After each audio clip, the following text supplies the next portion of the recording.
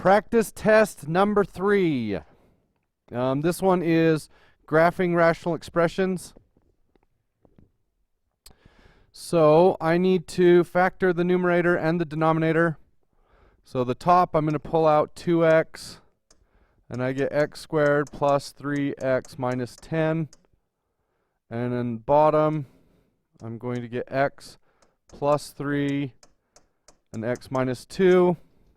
The top factors to be x plus 5 and x minus 2. Is everybody okay with that? So, graphing this, do I have any x-intercepts? X-intercepts occur when the top is 0 and the factor does not cancel. So this and this represent x-intercepts. So I have an x-intercept at 0 and another one at -5. Okay. Do I have any vertical asymptotes? -3. So that represents a vertical asymptote right here. Okay. What about this? That's going to be a hole. So wherever the graph is at x equals 2, there's going to be a gap. Okay. What about y-intercepts? Look back at the original equation. Do I have a y-intercept? No. How come? Right. When I plug in 0, the top turns into nothing but 0, and the bottom turns into -6. And, 0 over -6 is 0, so my y-intercept is already graphed with the x-intercept. So, it does have one, but it's already there. Okay. What about, this calls an oblique asymptote, which is just means it's not your normal,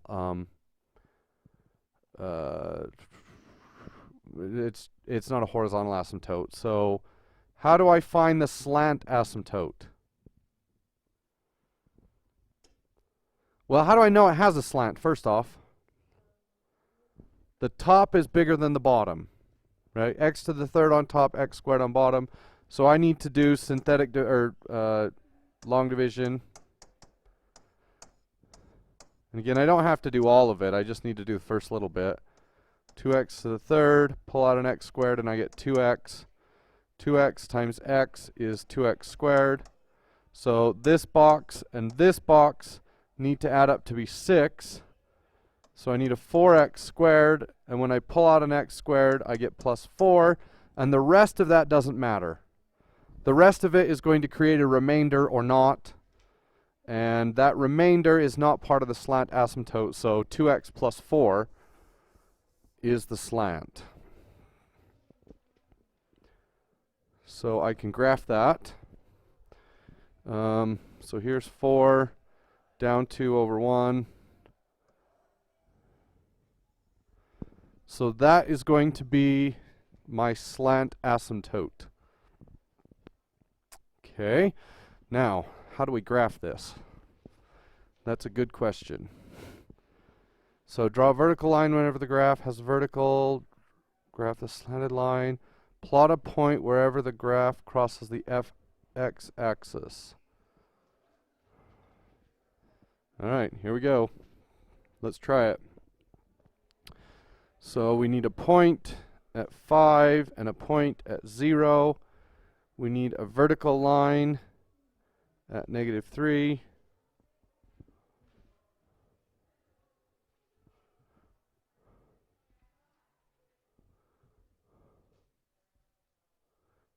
I don't know how to, I might have to do that on my computer. It's not letting me do it from over here.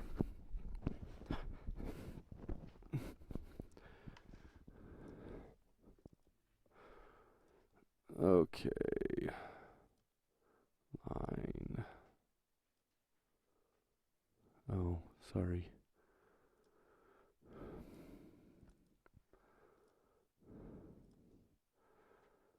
Okay, let's just reset this.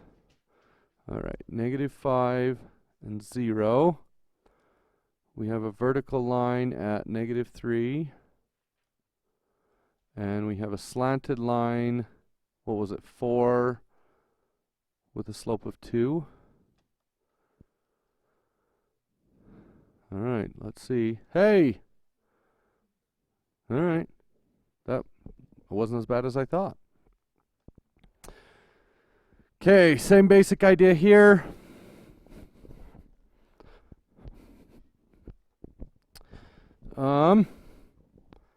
The top, pull out a 2x,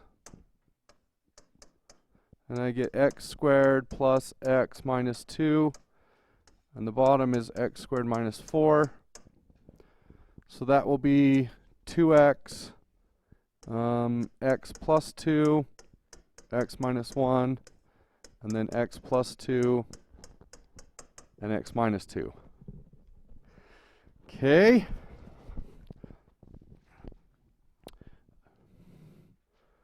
So we have a vertical asymptote at +2. That comes from this. I have x-intercepts at 0 and at 1. And then there's a hole at -2, but it's not asking us to graph them. It's just asking us to find the everything else. So wherever the graph is, there would be a hole at -2. And then I need to find the slant asymptote. Once again, how do I know it has a slant? The top exponent is 1 larger than the bottom exponent. So let's do division.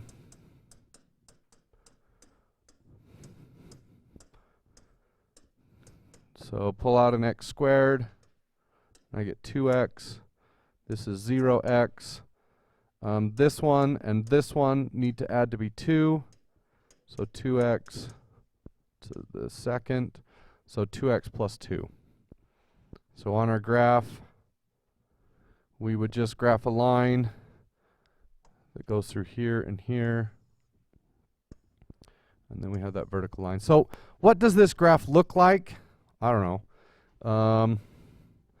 Probably something like this. Oops. Probably looks like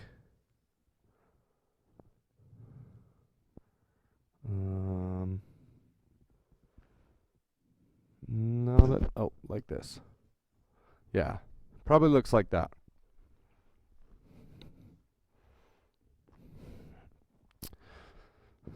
Did anybody try any of these? Did you get them to work? Anybody made it this far yet? Okay. All right, number 8. Oh, contains a hole. So the top is x plus 6 and x plus 1. Bottom is x plus 3 and x plus 2. Does this have any holes? No. So what does -6 register as on the graph? X-intercept. It's in the top, didn't factor, or didn't simplify. What about that one? Same thing. That is an x-intercept at -1. That is a vertical asymptote at -3, and that is a vertical asymptote at -2. There are no holes because nothing canceled. Okay, just to make sure you understand this, does this have a horizontal asymptote? Yes. Where is it? It's at 1. How come? When I divide the two leading terms, the x squareds cancel and I get 1 divided by 1, so the HA is at y equals 1. What if I had 3x squared over 4x to the third? Where would that HA be? When the bottom is bigger than the top, the HA is always at 0. Okay, 7. Okay. We have a fourth degree polynomial. We know that one of the roots is root 5i, and I don't like how they've written that because sometimes it's hard to tell if that I is underneath. So I would write I root 5. That's kind of the standard way to do it. If I root 5 is one of the roots, we automatically know another one. Negative I root 5, because imaginary roots always come in conjugate pairs. They have to.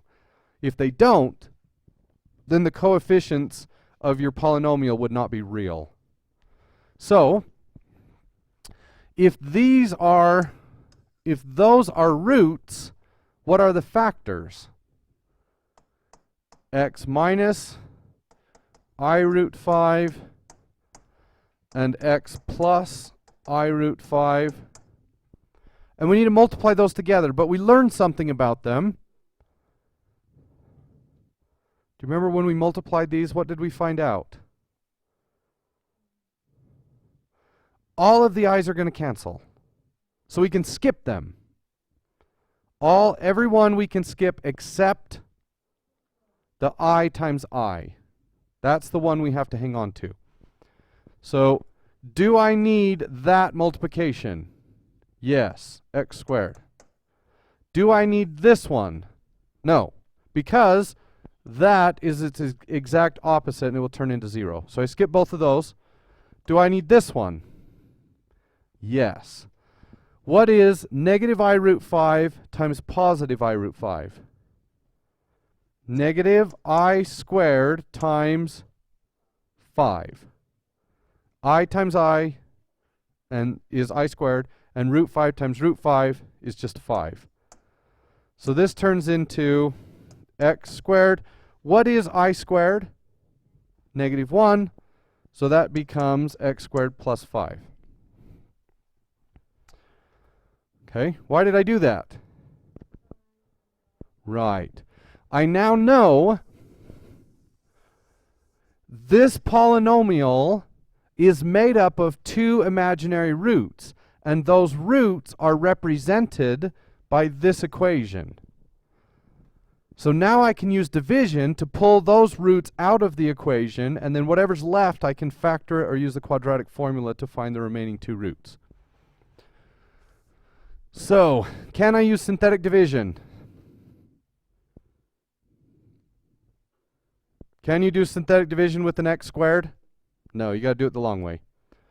So x squared, and I highly recommend you put in the empty row of 0x.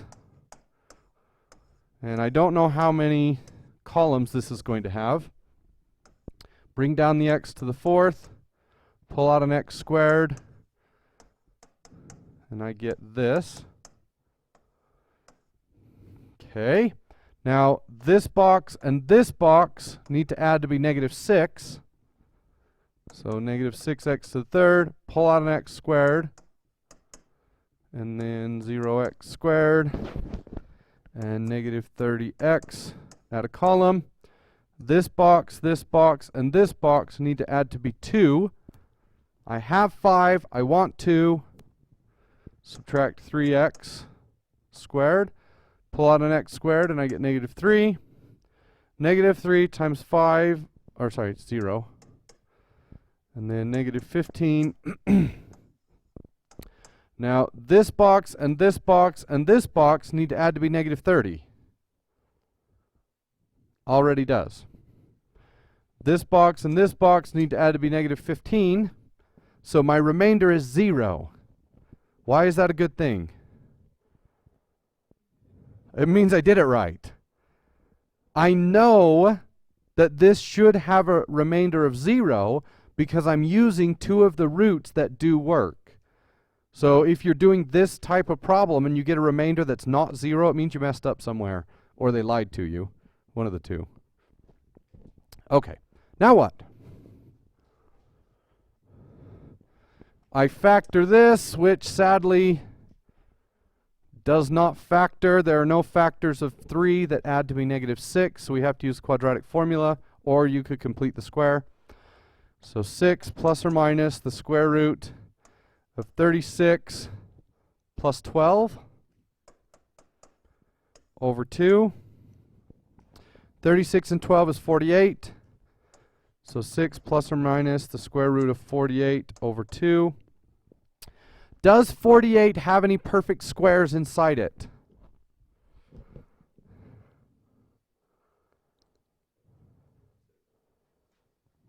Not 6's 4. But if I take a 4 out, I get 4 and 12. Does 12 have any perfect squares? A 4. So actually 16 goes into 48. So 48 is the square root of 16 times the square root of 3. And this turns into a 4. So 6 plus or minus 4 root 3 over 2. That 2 divides out, and I get 3 plus or minus 2 root 3. Okay? Now, if you don't understand this, how do you simplify root 48? We can use a factor tree. So 48 is 8 times 6. 8 is just 2 times 2 times 2, and 6 is just 2 times 3. What am I looking for? Pairs. So I bring out a 2 in the first pair and a 2 in the second pair. That's where the 4 comes from. And the leftover is a 3.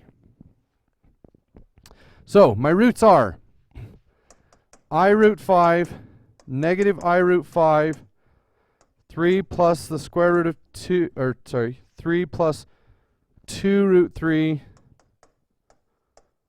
and 3 minus 2 root 3. You guys good with that? I actually think you're going to do really well on this test. I don't think it's that bad. All right. Okay. So, this is our equation. We need to figure out how many rational and how many irrational zeros. What does it mean to be rational? A fraction using whole numbers. So any fraction where the top is a whole number and the bottom is a whole number, that is a rational. So 6/5 would be rational. Pi over 3 is not rational. Okay, how do we figure that out? Well, some of them are given to us, right? We know that 1 and negative 1 both work, so we can use synthetic division to get rid of those. So I'll stick 1 in the box. Am I missing any terms? I'm missing 5 and 3 and 1, so I need 0 placeholders in there. So 1, 0, negative 7, 0, 15, 0, negative 9. 1.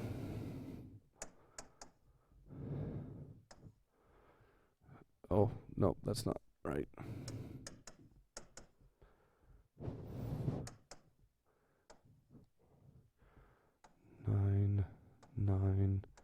Nine, 0. Now what?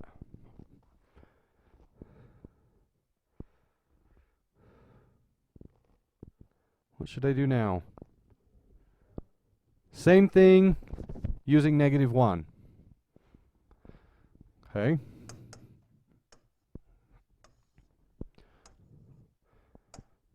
Negative 1, 0, 0, negative 6, 6, 0, 0, 9, negative 9, 0. Okay.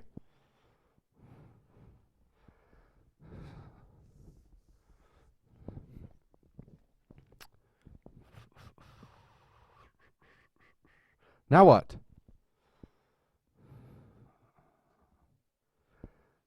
Oh, this is cruel. This is cruel. So I'm down to x to the 4th minus 6x squared plus 9. It looks like the answer here is 1.75, which is also known as 7 over 4. How do I know that 7 over 4 is not one of the answers? This is kind of tricky. I can guarantee that 7 over 4 is not one of the answers. Anybody know why?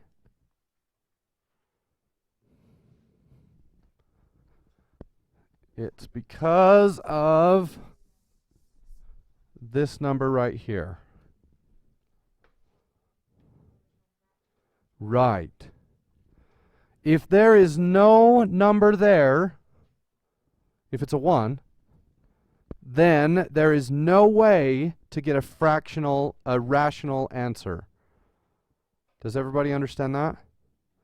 When I do the possible rational roots, I'm going to say plus or minus 1, plus or minus 3, and plus or minus 9, because those are the factors of 9. If this was a 2 out here, then I would divide each one of those by 2. And those could be possible rational roots. Do you guys understand that? So if the leading coefficient is a 1, then none of your rational answers will be fractions. That cannot happen. So even though the graph looks like the answer is 7/4, it's going to be some irrational number that's really close to 7/4. So what do I do with this?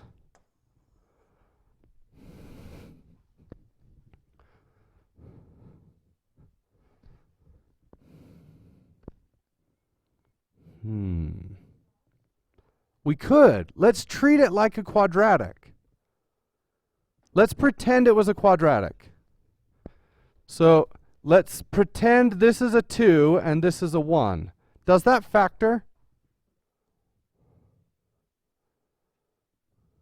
Does x squared minus 3x plus 9 factor? Yeah. X minus 3 and x minus 3. So how would this factor? X squared minus 3 and x squared minus 3. Does that make sense? Okay. Well, let's set this equal to 0. X squared minus 3 equals 0. Add the 3. X squared equals 3. And this one will also be x squared equals 3. Now what? Take the square root. And I get x is equal to what?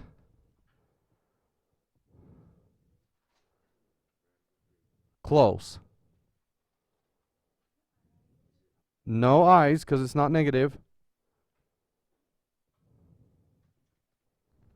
Look at the graph.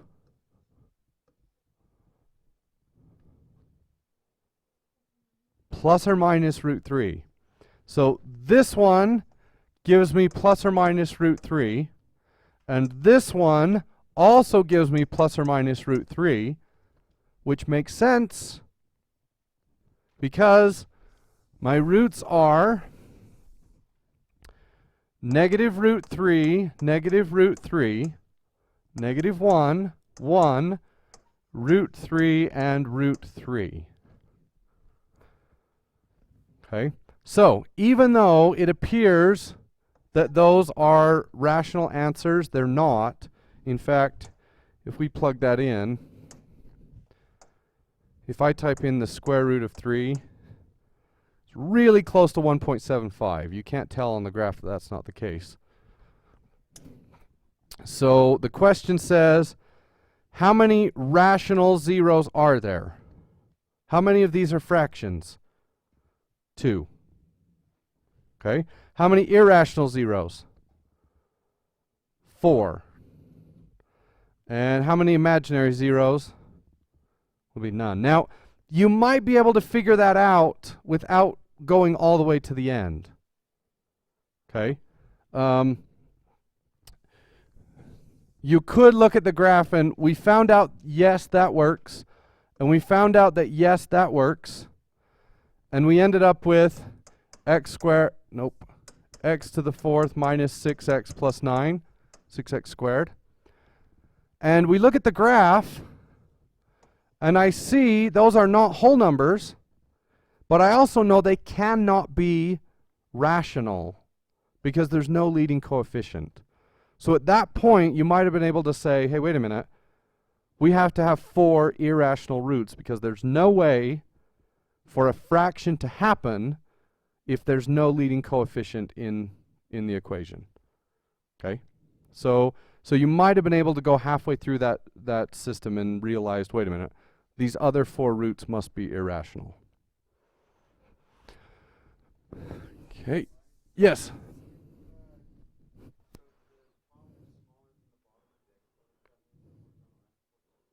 Yes. Okay, I'll come look at that in a minute. All right, number 5. Okay, can this one have fraction roots? Yes, because the leading coefficient is a 2.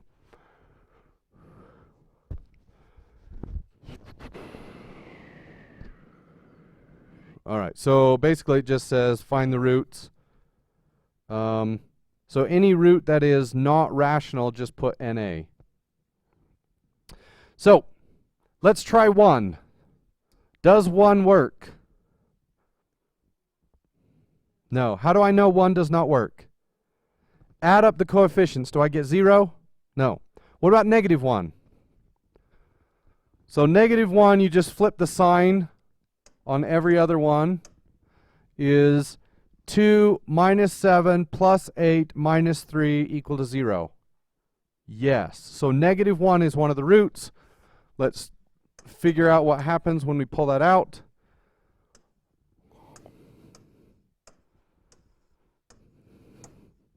Negative 2, 5, negative 5, 3, negative 3, 0.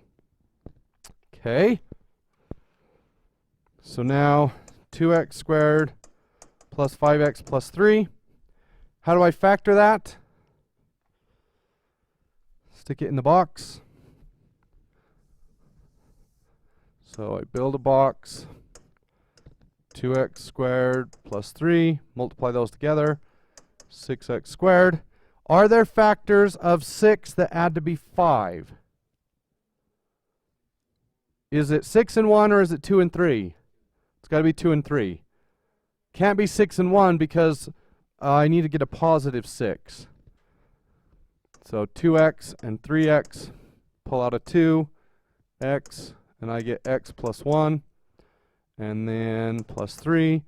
So my factors are negative 1, and negative 3 over 2. And what did we find out about this? You don't put in duplicates, right? So the way that the computer grades this, and I know it's dumb and I don't have any power to fix it, if it's a duplicate root, you enter it one time. And then the third root will be NA. So you need to put in, okay, so it says smallest to largest. So negative 1, the next one will be, oh wait, no, that's wrong. So negative 3 halves, negative 1, NA. That's how you have to do that.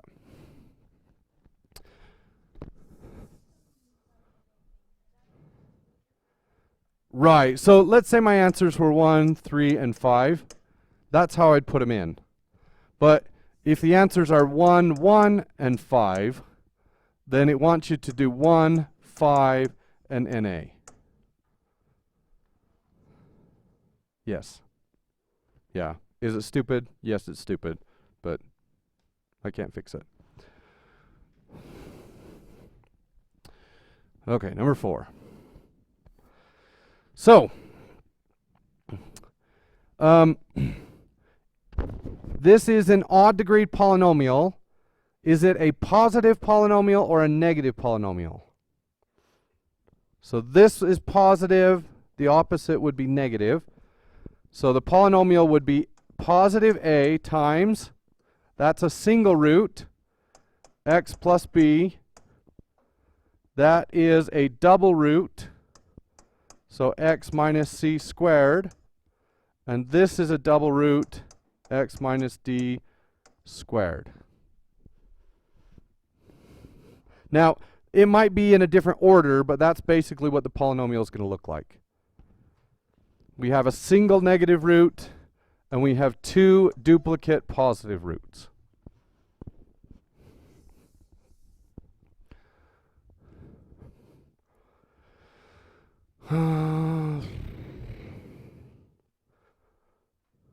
Descending power plus the rational. Okay, so this basically says do the division and write your remainder as a fraction. So x squared plus 0x minus 2,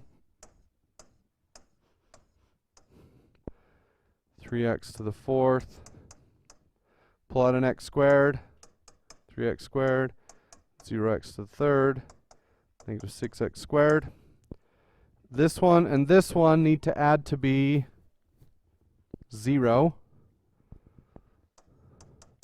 So this will be 0x to the third, which means everything in that column is going to be 0, but I would write it out. Oh, sorry, that's not a third. That's just an x to the first. Okay, this one and this one and this one need to add to be 0. So I put in a 6x squared and plot an x squared, we get plus 6. And then 0x and negative 12. This one and this one and this one need to add to be negative 6. So negative 6x. And then this one and this one need to add to be negative 4. So I will put in a plus 8.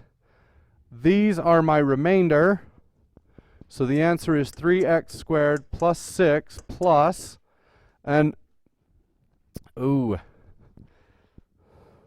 my recommendation is always put plus here and then write the negative in the fraction.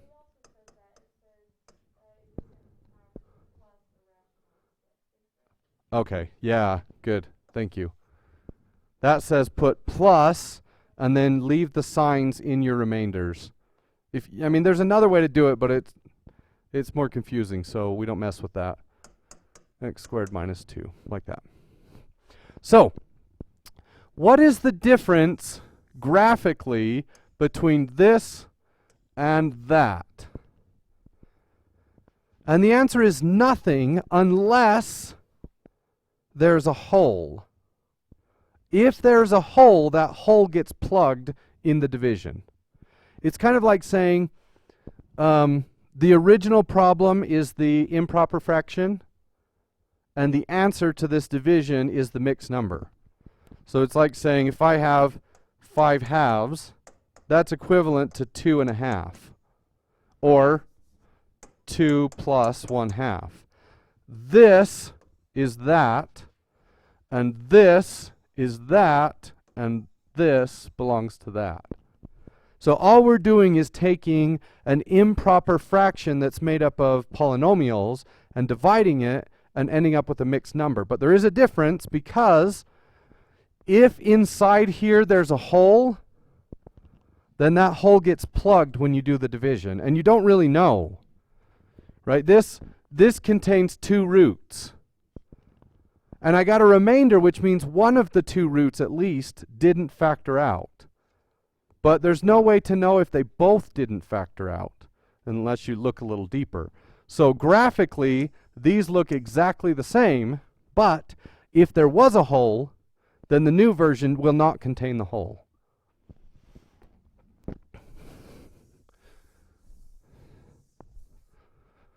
Okay, number 2.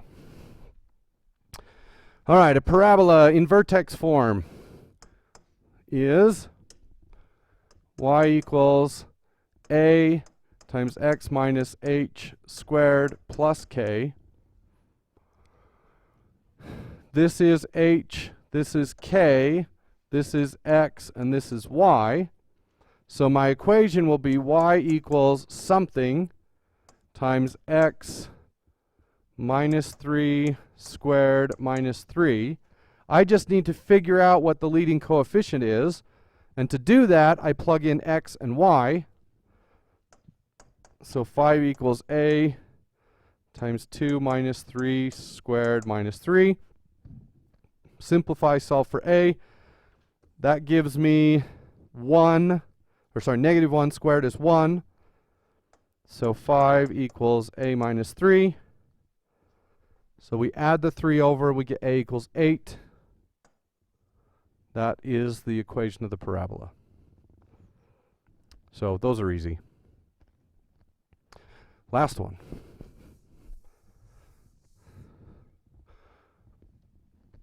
Here we have a parabola and we want to know where the vertex is. The equation for the vertex is always negative b over 2a. And then whatever the y value is when we plug that in. So negative b over 2a is the first part of the quadratic formula. So you don't really have to memorize a new equation. You just take the first piece of the quadratic formula, and that tells you the x coordinate of the vertex.